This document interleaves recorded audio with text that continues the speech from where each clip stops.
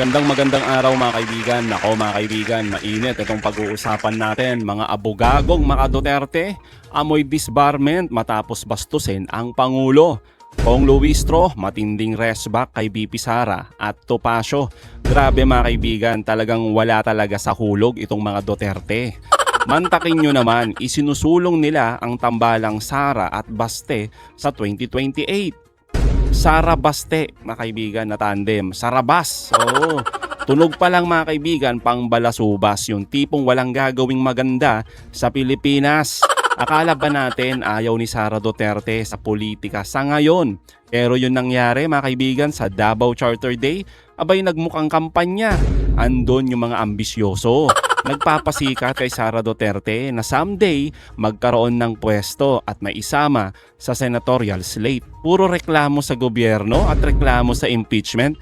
Tapos mga kaibigan, grabe yung pambabastos sa ating Pangulo, kina Congressman Luistro, Kong De Lima at sa iba pa. Kaya naman, heto matinding berada kay Sara Duterte, kay Topacio at yung isang abogado na tinawag na tanga ang ating Pangulo. Pero bagong lahat, pakilike muna ang ating video, pakishare na din po at subscribe na po kayo sa ating channel. Unahin na muna natin ito mga kaibigan, yung matinding sagot ni Kong Luistro kay Sara Duterte at grupong Duterte. Isa na nga dito si Topacio. Saglit lang ito mga kaibigan na itong kay Topacio. Anong ginagawa sa gitna ng krisis? Anong inaatupag? Impeachment! Hindi lang impeachment, yung rule of law, pinabaluktot. Katulad niyan, si Luistro, si De Lima, ang babangit ng sinasabi. Puro pagbaluktot ng batas. Hindi naman, wala naman sa saligang batas ginagawa. Anong gusto nila? Para siraan ang ating pangalawang Pangulo. Pag disqualify nila ang pangalawang Pangulo para tumagbong Pangulo, maghahalo ang balat sa tinalupan kasi wala na tayong aasahan. Sa 2028, magsawa tayo sa tagumpay. Ito po si Atty. Ferdy Topacio, matapang na tao. O di ba mga kaibigan, tunog nangangampanya. Ay nako talaga, mga hipokrito talaga mga kaibigan. Nananawagan, di ba? Natigil muna sa pamumulitika itong amo nila, di ba? Na si Sara Duterte. Pero nangangampanya naman sila. Tapos nananakot pa na maghahalo daw ang balat sa tinalupan pag sinibak si Sara Duterte. Kaya naman mga kaibigan, heto ang matinding sagot ni Kong Luistro. Pakinggan po natin to. Because you will remember, we are part of the prosecution panel during the impeachment process in 2025, no? And we are very much aware na bagaman ang stand namin, we are compliant with the second mode of filing an impeachment. That is by signature of at least 1/3 of the members of the House. They brought the matter to the Supreme Court for the reason na because of that alleged express lane na violate ang due process ng Vice President, she was not given an opportunity to answer. She was not given an opportunity to present her evidence. She was not given the opportunity as well to verify the evidence of the complainant. No? So the basis of the petition in the 2025 impeachment complaint is due process. No? And maliwanag ito na nakapaloob dun sa decision ng Supreme Court in July 2025, no? Tama. Now that the second impeachment is here, the 2026 impeachment, we've been very careful in making sure that we afford the Vice President ample due process so that in every step of the proceeding, lahat ng opportunity for participation to answer, to be present, ibinibigay natin sa respondent. And yet, may complaint pa rin. This time, ayaw nila ng hearing. Ang gusto nila, as I'm hearing it from the news, may determination na daw ng form, ng substance, ng ground. Why not transmit immediately to the Senate? And why are we going to do that? This is what the Supreme Court pronounced in its decision. Bigyan ng due process ang respondent. Magkaroon ng hearing. I-verify ang mga evidence. And this is actually what we are doing right now. So, I join those people who believe na totally inconsistent ang nagiging posisyon ng Vice President's camp. Because in the first impeachment, they're demanding for due process. And true enough, na-declare na unconstitutional yung first impeachment complaint. Now in the second impeachment complaint, we are giving all the opportunity for them to be heard. Yung due process na hinihingi nila, yung hearing na hinihingi nila, yung verification ng evidence na hinahanap nila, everything are being provided to them right now. And yet, ang gusto nilang mangyari ngayon, wag mag-hearing at i-transmit na sa Senate. The rules of impeachment and even the decision of the Supreme Court in 2025 both require for a hearing of the impeachment complaints. Malinaw mga kaibigan na yung sagot dito ni Kong Luistro.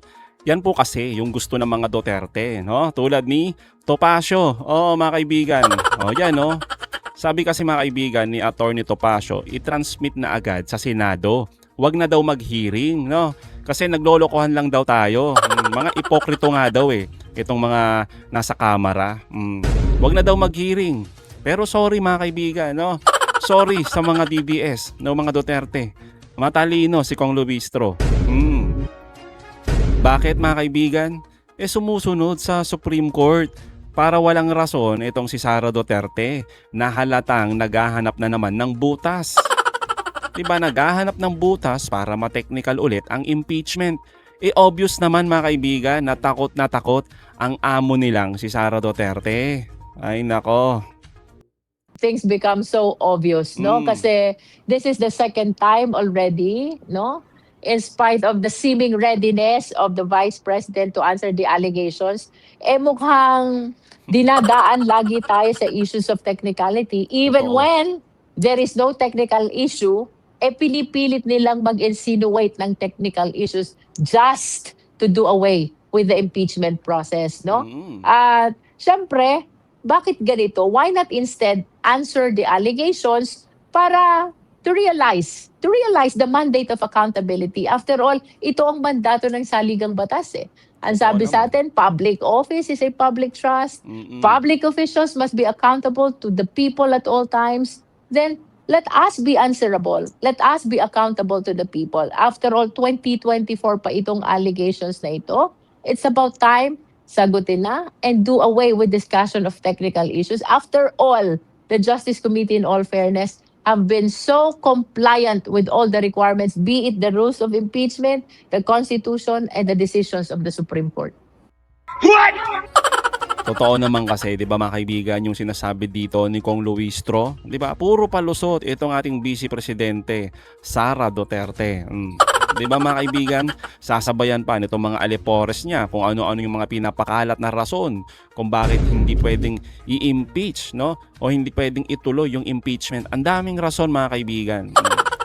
Tapos sasabayan pa ng mga abogado, no, na talagang ugaling kanal. Tulad lang ng kanilang idol to mga kaibigan Grabe yung pambabastos sa ating Pangulo. Pakinggan natin to. BBM, hindi ka nag-iisip. Mas inuna mo ang iyong pinsan na si Tambaluslos. Isa kang tanga. Gusto mo ba na kapag president na si Bibi Sara ay ipakulong ka rin namin? At ang iyong buong pamilya? Mga walang iya kayong mga senador at mga congressman, gusto nyo bang makulong din kayo?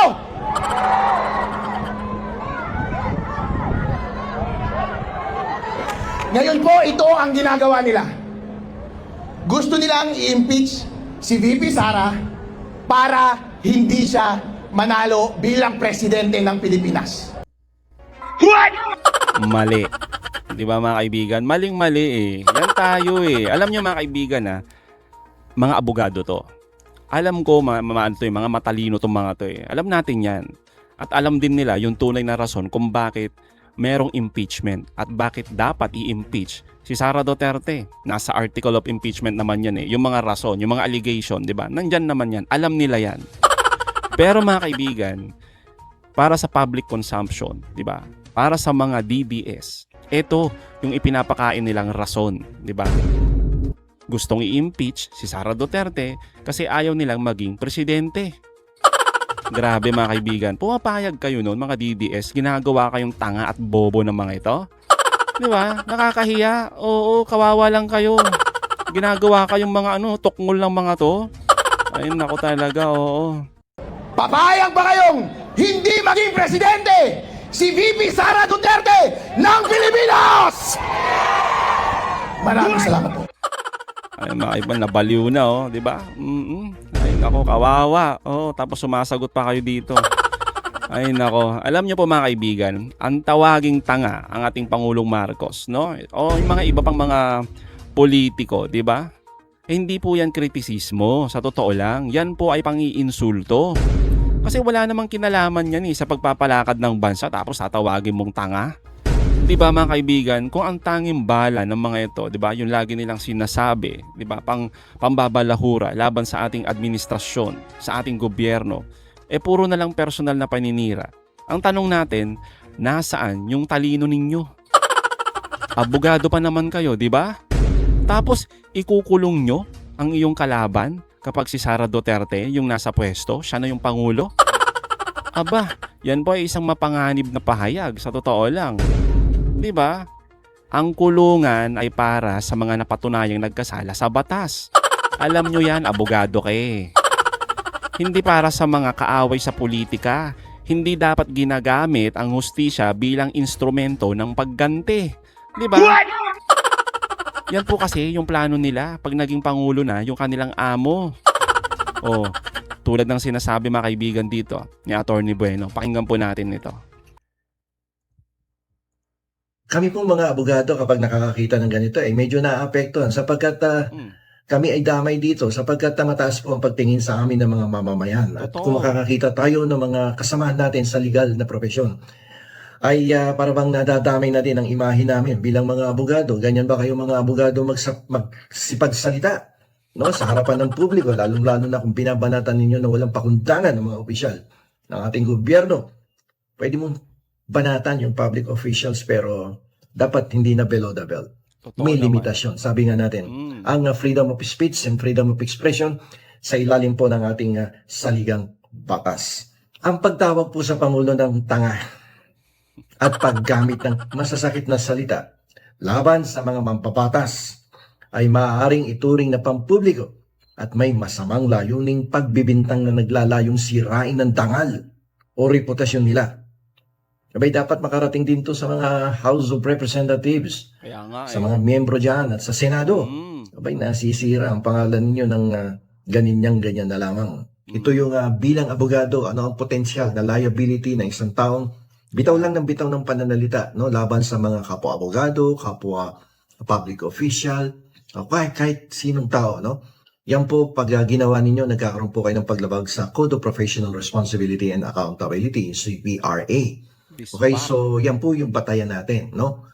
Code of Professional Responsibility and Accountability na kung saan dito po nag-aatas ito sa mga abogado na kumilos ng may kagandahang asal. Sana. Panatilihin ang dangal ng propesyon at iwasan ang nakakahiyang pag-uugali. May panawagan po tayo. Yan. Dapat po bigyang pansin ng Pangulo ng Republika ng Pilipinas at lalong-lalo na ng ating Korte Suprema ang kasong ito. At simulan ang pagsisiyasat, simulan po ang investigation motu proprio laban kay Attorney Harold Respicio. Sana lang mga kaibigan. Kasi nga sumusobra na sila mga kaibigan di ba? Feeling kasi nila untouchable di ba? Talagang harap-harapan pambabastos sa ating Pangulo. Hindi po pwede yan. Kaya sana lang, no, bigyang pansin nito at panagutin. I-disbar. Di po ba? I-disbar itong mga abogago, di ba? Ng mga makaduterte. Ang babastos mga kaibigan, ugaling kanal. Nakakahiya. Oo. Kasi po may kapangyarihan sila dyan kahit walang complainant. Motu proprio in its own initiative. Pwede po yung mag-imbestiga.